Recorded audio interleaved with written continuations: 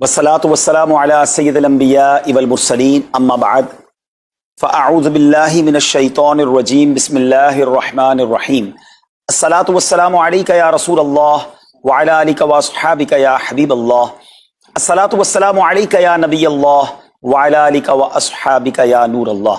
मीठे मीठे इस्लामी भाइयों, दुरूद पाक पढ़ने के बेशुमार फ़ज़ाइल व बरक़ात हैं। मुस्तफ़ा जान रहमत शम्अ बज़्म हिदायत सल्लल्लाहु ताला अलैहि वसल्लम का फरमान आलिशान है कि जो कोई शख्स मुझ पर एक बार दुरूद पाक पढ़ता है, अल्लाह ताला उस पर 10 रहमतें नाजिल फरमाता है, उसके 10 गुनाहों को मिटा देता है और उसके 10 दरजात को बुलंद फरमाता है। तो सुभान अल्लाह, एक दुरूद पाक पर इतनी बरकतें हैं, तो जो कसरत से दुरूद पाक पढ़ते हैं उनको कितनी बरकतें नसीब होती होंगी। तो हम सबको मिलकर कसरत के साथ दुरूद पाक पढ़ने हैं। आइए मिलकर मोहब्बत के साथ बाआवाज़ बुलंद दुरूद पाक पढ़ लें। सल्लु अलल हबीब सल्लल्लाहु ताला अला मुहम्मद सल्लल्लाहु अलैहि वसल्लम। मीठे मीठे इस्लामी भाइयों, आज जो हमारा बयान का मौजू है कि रमज़ान का इस्तकबाल कैसे किया जाए, रमज़ान की प्रिपरेशन कैसे की जाए। देखिए, हमारे घर पे जब कोई मेहमान आता है, हम उसकी तैयारी करते हैं, उसके लिए हम एक अच्छी यूँ समझिए कि प्रिपरेशन करते हैं, और जैसा मेहमान वैसी तैयारी। जिसके लिए दिल में ज़्यादा मोहब्बत होती है उसके लिए हम ज़्यादा तैयारी करते हैं। तो अब ज़रा आप सोचिए कि ऐसा मेहमान जो हमारी मग़फ़िरत करवाने आ रहा है, ऐसा मेहमान जो हमें बख्शवाने आ रहा है, तो फिर हमें उसके लिए कितनी कोशिश करनी चाहिए। तो आज यहाँ पर जो हम हाजिर हुए हैं, अल्लाह करे कि हम रमज़ान का सही मानों में इस्तकबाल करने में कामयाब हो जाएं। रमज़ान अल्लाह का एहसान है। रमज़ान की अहमियत को समझने के लिए यही काफ़ी है कि प्यारे आका अलैहिस्सलाम फरमाते हैं कि अगर मेरी उम्मत को मालूम होता कि रमज़ान क्या है तो वो तमन्ना करते कि सारा साल ही रमज़ान हो। सुभान अल्लाह। मौला अली शेर खुदा करमल्लाहु तआला वजहुल करीम का ये कौल कितना निराला है। आप फरमाते हैं अगर अल्लाह तबारक व तआला को इस उम्मत को अजाब देना होता तो इस उम्मत को रमज़ान और सूरह इखलास अता ना फरमाता। तो इसका मतलब क्या हुआ कि ये बख्शवाने, अजाब से बचाने के लिए आ रहा है, रहमतें बरसाने के लिए आ रहा है। कारोबारी लोग भी मुझे सुन रहे होंगे, जिस इलाके में, जिस स्टोर पर कोई डिस्काउंट होता है, कोई स्कीम होती है, फायदा होता है, हम उधर पहुंच जाते हैं। रमज़ान एक ऐसी स्कीम है, रमज़ान एक ऐसा बेनिफिट देता है कि अहदीस में ये मजमून है कि फर्ज का सवाब 70 गुना कर दिया जाता है, नफल का सवाब फर्ज के बराबर कर दिया जाता है, शैतान को बंद कर दिया जाता है, जहन्नम को ताले लगा दिए जाते हैं, जन्नत के दर खोल दिए जाते हैं। रोजादार के मुंह से जो स्मेल आती है, जो बू आती है, बाज़ औक़ात हम कहते हैं यार पेस्ट नहीं कर सके पूरा दिन, मुंह से स्मेल आ रही है। सुनिए, ये स्मेल जो है ये अल्लाह के नजदीक मुश्क की खुशबू से भी ज्यादा बेहतर है। अल्लाह अल्लाह। जरा आप गौर तो कीजिए, हर सजदे पर 1500 नेकियां दी जाती हैं, हर सजदे पर सुर्ख याकूत का जन्नत में एक महल बना दिया जाता है। इतनी नेकियां, फिर वो कितना बदनसीब है जो रमजान में भी इबादत ना करे, रमजान में भी अल्लाह को राजी करने में कामयाब ना हो। रोजाना इफ्तार के वक्त 10 लाख गुनाहगार बख्श दिए जाएं, और जनाब हर जुम्मे को जब रमजान में जुम्मा आए तो हर लम्हे 10 लाख गुनाहगार बख्शे जाएं, तो करोड़ों अरबों लोगों की बख्शिश गोया रमजान में होनी है। तो फिर हमें उसकी कैसी तैयारी करनी चाहिए, कितना सवाब कमाने के बारे में सोचना चाहिए। लेकिन यहाँ एक और बड़ी इंपॉर्टेंट बात है, एक तो रमजान में नेकियां करनी है, दूसरा बड़ा काम यह करना है कि हमें रमजान में गुनाहों से बचना है। क्योंकि आदतें तो साथ ही लगी हुई हैं ना, शैतान बंद है लेकिन हमारी अपनी आदतें, जिसकी रोज हराम देखने की आदत है, हराम सुनने की आदत है, हराम बोलने की आदत है। ऐसा तो नहीं होगा ना चांद आते ही सारे स्विच ऑफ हो जाएंगे, वो आदतें साथ ही चल रही होती हैं। गौर कीजिए कि रमजान में जो गुनाह करता है ना, इसका अजाब भी बढ़ जाता है, इसकी पनिशमेंट भी बढ़ जाती है। ये ऐसे ही है कि कोई मस्जिद के अंदर आके गुनाह करे तो आप कहेंगे ना यार खुदा का खौफ करो, मस्जिद में ऐसा काम कर रहे हो। कोई मक्के शरीफ हरम में अंदर जाकर गुनाह करे तो कितना शदीद हो जाएगा वो। तो रमजान जब इतना मुकद्दस महीना है, इसमें गुनाह करना, इसकी पनिशमेंट भी ज्यादा है। एक बार मौला अली शेर खुदा करमल्लाहु ताला वजहुल करीम ने एक कब्र वाले का हाल देखा, और देखा उस कब्र वाले पर अजाब हो रहा है, और वो चिल्लाने लगा, अर्ज करने लगा, ए अली मेरी मदद फरमाइए, अल्लाह की बारगाह में सिफारिश कीजिए। मौला अली शेर खुदा ने हाथ उठाए, क्या मौला इसे बख्श दे। इरशाद हुआ, ए अली इसकी सिफारिश न करें। अर्ज की, मौला वजह क्या है। इरशाद फरमाए, रमजान के रोजे तो रखता था मगर रात गुनाहों से बाज नहीं आता था। रोजे रख कर गुनाह करने वाले को इतना अजाब, तो जो रोजे ही ना रखे, ऐसे भी लोग हैं जो रमजान में रोजे नहीं रखते। प्लीज इसको इजी ना लें।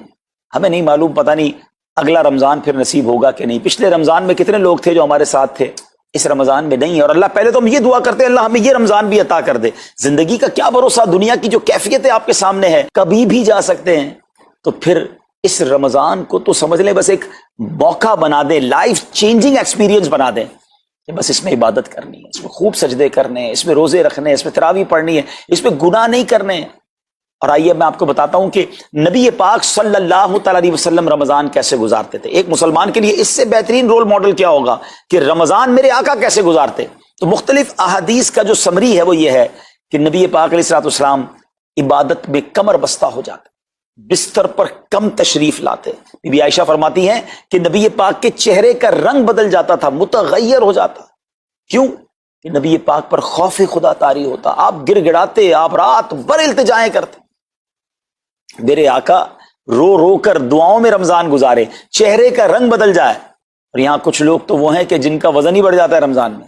اتنا کھانا کھانا ہے, سحری میں زیادہ کھانا ہے کہ سارا دن بھوکا رہنا ہے, افطار میں اس لیے زیادہ کھانا ہے کہ پورا دن بھوکا رہے تھے, پھر رات کو 2-3 بار مزید کھانا ہے کیونکہ کل روزہ رکھنا ہے. تو رمضان فوڈ فیسٹیول نہیں ہے, رمضان عبادت کے لیے آیا ہے. لوگ تیاری کر رہے ہوں گے ابھی بھی رمضان کی, وہ کیا کر رہے ہوں گے کہ افطار میں کیا پکانا ہے, سحری میں کیا پکانا ہے, کون سا آئٹم شارٹ ہے. نہیں میرے بیچ اسلامی بات, یہ جو بھوک کا احساس ہے نا روزے میں, اس کی حکمت علماء نے بیان کی ہے کہ بھوک غربت کا احساس دلاتی ہے, فقیری کا احساس دلاتی ہے, بندے کا غرور تکبر بیٹھ جاتا ہے. کتنے نقاہت میں آ جاتے ہیں ہم, ہمت ہی نہیں ہوتی کوئی کام کرنے کی. تو یہ احساس دلاتی ہے کہ تیری اوقات کیا ہے, غریب کیسے زندگی گزارتا ہے, فقیر کیسے زندگی گزارتا ہے. لیکن کچھ لوگ وہ ہیں جن کو بھوک ہی نہیں لگتی کیونکہ وہ اتنا کھا لیتے ہیں یا پھر سوتے ہی رہتے ہیں. روزے کی حکمت یہ نہیں ہے. نبی پاک آنسو بہاتے تھے, آقا کا چہرے کا رنگ بدل جاتا. اور پھر بتایا کہ رمضان میں جب جبریل امین نبی پاک علیہ الصلوۃ والسلام کے پاس آتے تو آقا علیہ الصلوۃ والسلام ان کے ساتھ قرآن پاک کا دور فرماتے. اور پھر ایک اور نبی پاک کا خوبصورت انداز کہ پیارے آقا ویسے تو سب سے بڑھ کر سخی ہیں, مگر جب رمضان آتا تو نبی پاک کا دریائے سخاوت ایسے بہتا تھا جیسے تیز آندھی, بلکہ اس سے بھی زیادہ. اللہ اللہ. یہ 3-4 چیزیں میں نے پکڑ لینی ہیں. آقا علیہ الصلوۃ والسلام کے پیچھے پیچھے جانا نا جنت میں, ہم نے بھی یہ کام کرنا ہے. یہ راتیں مانگنے کی راتیں ہیں, التجا کرنے کی راتیں, سجدے کرنے کی راتیں ہیں. ہمیں تہجد بھی پڑھنی ہے, ہمیں انشاءاللہ نوافل بھی پڑھنے ہیں, اور کم از کم قرآن ایک بار تو پورا انڈرسٹینڈ تو کریں نا. تلاوت, ترجمہ, تفسیر کب کریں گے؟ بڑی بڑی ڈگریاں ہیں, بڑے بڑے پاسپورٹ اور جناب بہت سارا سرمایہ ہے, مگر ایک بار بھی قرآن پورا ترجمے اور تفسیر سے نہیں پڑھا ہوگا. بہت سارے لوگ ایسے ہیں. ذرا سوچئے نا. اچھا یہ مہینہ نزول قرآن کا مہینہ ہے, رمضان, اور قرآن کو جو خاص نسبت حاصل ہے نا, تو اس مہینے میں قرآن کو پکڑ لیں.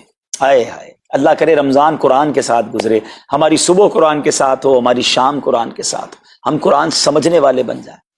اچھا میں ایک اور بات بتاؤں آپ کو, مہینہ کتنا پیارا ہے.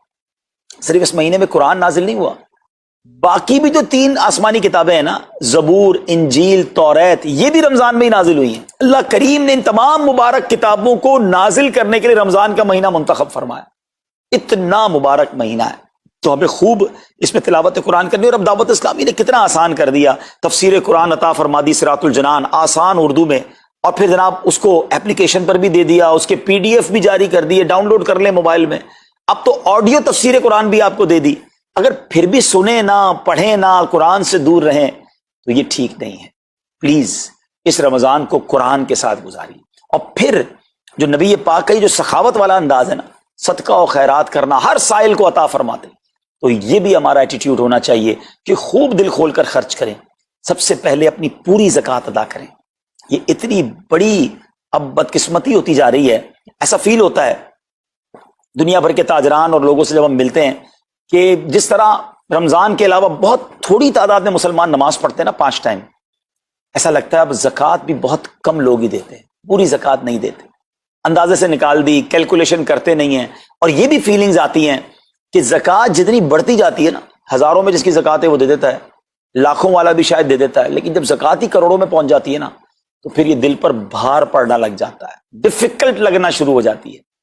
بندہ یہ کیوں نہیں سوچتا کہ اگر اللہ پاک نے مجھ پر لاکھوں میں زکوٰۃ ہے تو اللہ نے کروڑوں دیے ہیں, تو لاکھوں میں زکوٰۃ ہے نا.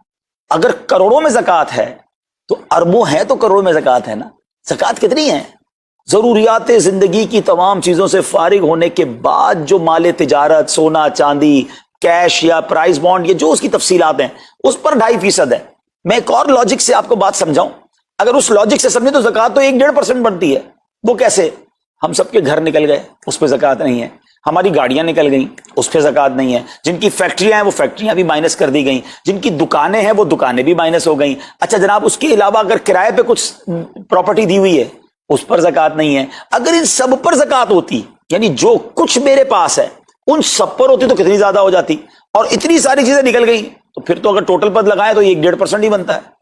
تو اب جب سب کچھ نکالنے کے بعد تھوڑے سے مال پر 2.5% ہے اور بھی سال میں ایک بار ہے, تو اس کو بھاری نہ سمجھیں. یہ بربادی ہے جو زکوٰۃ نہیں دیتے. یاد رکھیے گا حدیث پاک کا مضمون ہے کہ یہ مال کا میل ہے, جس مال سے مل جائے اس مال کو بھی برباد کر دیتا ہے. بربادیاں آتی ہیں, بے سکونیاں آتی ہیں, بیماریاں آتی ہیں. اور آگے جو دے دیتا ہے سبحان اللہ, اس کے بارے میں حدیث پاک میں آتا ہے کہ اپنی زکوٰۃ دے کر اپنے مالوں کو مضبوط قلعوں میں قید کر لو, اپنے مال کو سیکیور کریں.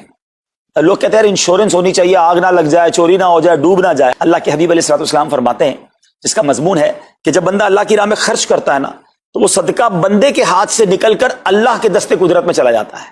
اور اللہ کریم تمہارے صدقوں کو پالتا ہے جس طرح تم اپنے جانور کے بچوں کو پالتے ہو. بچہ ہوتا ہے نا جانور کا, بڑا ہو جاتا ہے. فرمایا بندہ کھجور کا صدقہ دے گا, اللہ پہاڑ جتنا عطا فرمائے گا. اس دن بھی ملے گا اور ملٹیپلائی ہو کر ملے گا. اچھا جو ادھر خرچ کیا ادھر کیا ملے گا؟ ادھر بھی نبی پاک علیہ الصلوۃ والسلام فرماتے ہیں, جس کا مضمون ہے میں قسم کھا کر کہتا ہوں, یعنی نبی پاک تو جو فرمائے حق ہے. اس حدیث میں تو آقا علیہ الصلوۃ والسلام قسم اٹھا رہے ہیں کہ میں قسم کھا کر کہتا ہوں کہ اللہ کی راہ میں خرچ کرنے سے مال کم نہیں ہوتا. نہ ادھر کم ہونا ہے اور ادھر بھی ملنا ہے, تو پھر تو سودا اب کتنا نفع والا ہے. اور یہ آپ چیک کر لیں پوری دنیا میں جہاں مجھے سنا جا رہا ہے کہ جو لوگ پوری زکوٰۃ دیتے ہیں نا, ان کا مال ملٹیپلائی ہوتا ہے. اگلے سال زیادہ زکوٰۃ دے رہے ہوتے ہیں. زیادہ زکوٰۃ کیسے ہو گئی؟ کیونکہ مال بھی بڑھ گیا. تو ادھر بھی بینیفٹ ہے, ادھر بھی بینیفٹ ہے, نقصان کا سودا ہی نہیں ہے. پھر چاہتے ہو بلاؤں سے بچ جائیں, تو روایتوں کا مضمون ہے کہ صدقہ بلا اور بندے کے بیچ میں آ جاتا ہے. بلا اترتی ہے, صدقہ روک لیتا ہے, لڑائی کرتا ہے اس سے, اور بندے پر بلائیں اور پرابلمز اور ڈیفیکلٹیز آنے سے اسے روکتا ہے. تو اگر چاہتے ہیں کہ برائیوں کے دروازے بند رہیں, چاہتے ہیں کہ بری موت سے بچیں, چاہتے ہیں کہ رزق میں اضافہ ہو, چاہتے ہیں کہ بلاؤں سے بچیں, ادھر بھی مال میں اضافہ ہو, ادھر بھی خزانے ملیں, تو اللہ کی راہ میں دل کھول کر خرچ کریں. اور یہ مہینہ it's the right month for generosity, یہ بہترین مہینہ ہے سخاوت کرنے کا, کیونکہ نبی پاک کا یہ انداز تھا کہ رمضان میں خوب سخاوت فرماتے. تو غریبوں کی مدد کریں, ایسی مدد کریں کہ چہروں پہ مسکراہٹیں آ جائیں, لوگوں کے دسترخوان اچھے ہو جائیں, ان کے گھروں میں بھی کچھ اچھے کھانے پہنچ جائیں. اور اس میں سب سے بہترین طریقہ یہ ہے کہ اپنے غریب رشتہ داروں کو آپ مدد کریں. اگر وہ مستحق ہے نا زکوٰۃ کے, تو حق ہے کہ سب سے پہلے اپنے غریب رشتہ داروں کو دیں. اپنی بارگاہ میں ہم سب کا جمع ہونا قبول فرمائے اور دل کھول کر خرچ کرنا نصیب فرمائے, اور اس رمضان کو ہماری مغفرت کا ذریعہ بنا دے. اس رمضان کو نبی پاک علیہ الصلوۃ والسلام کے نقش قدم کے مطابق چل کر گزارنے کی توفیق عطا فرمائے. صلو علی الحبیب صلی اللہ تعالی علی محمد صلی اللہ علیہ وسلم. اگر آپ اس کلام کو سنتے سنتے آخر تک پہنچ چکے ہیں تو ظاہر ہے آپ کو یہ کلام پسند آیا ہوگا. اسی طریقے کے اور کلام سننے کے لیے ہمارے چینل کو سبسکرائب کیجیے اور بیل آئیکن پریس کر دیجیے. ملتے ہیں اگلی ویڈیو میں ایک اور کلام کے ساتھ. جب تک کے لیے خدا حافظ.